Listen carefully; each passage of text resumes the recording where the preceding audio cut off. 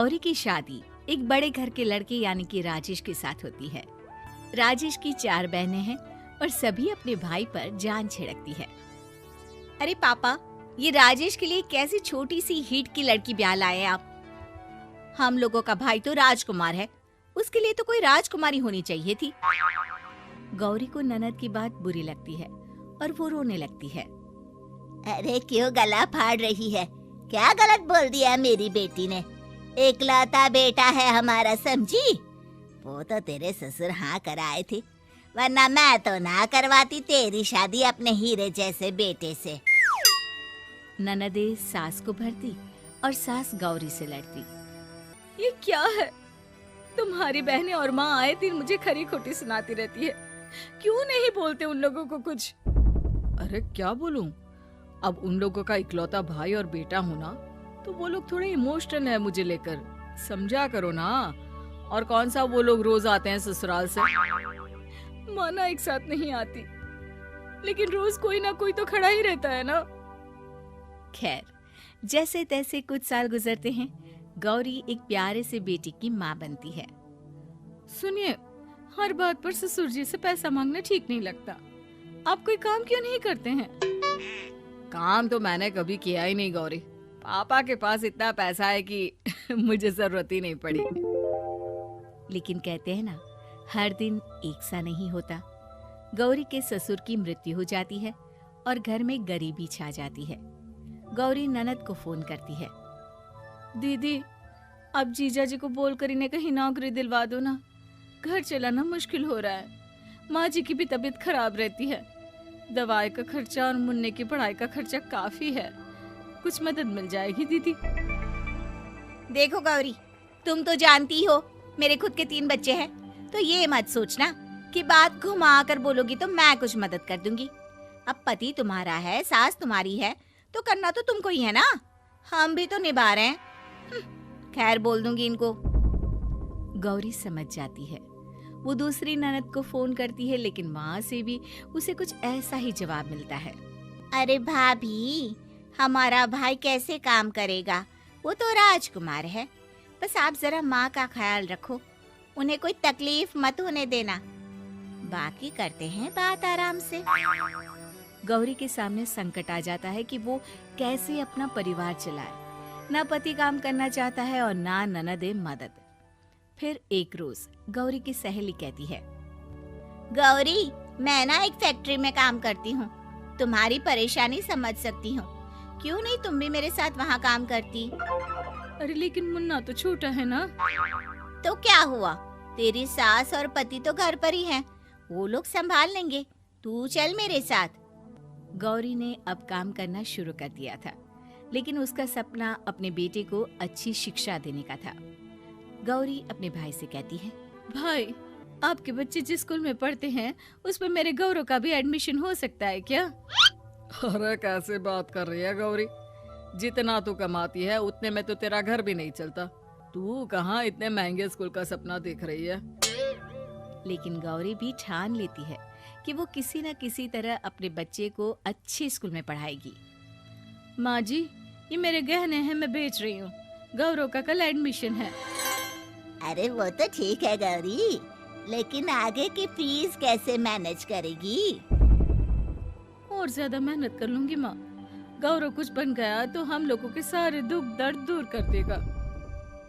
गौरी, हम लोगों ने तुझे गलत समझा, लेकिन तू ही थी जो ये घर लेकर चल रही है, वरना कब की अलग हो जाती।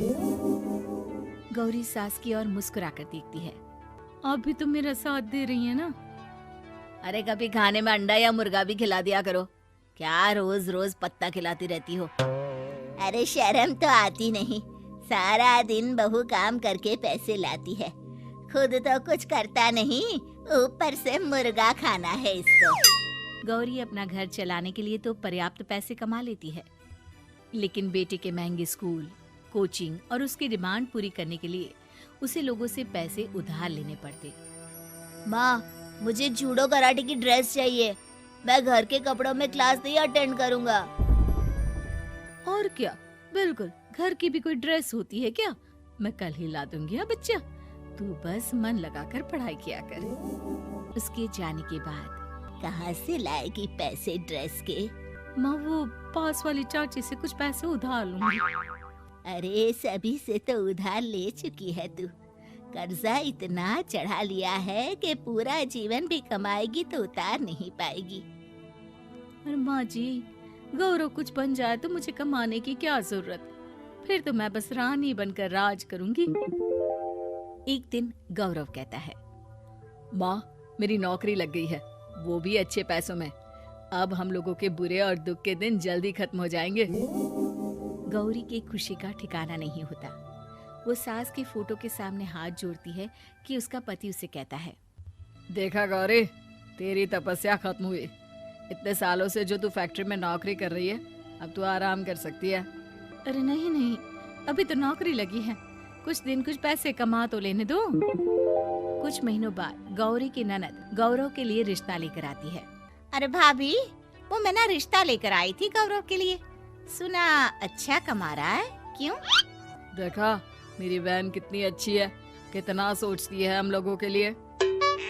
गौरी कुछ नहीं कहती, लेकिन उसका मन नहीं होता है कि वो बेटी की शादी इतनी जल्दी कर दे।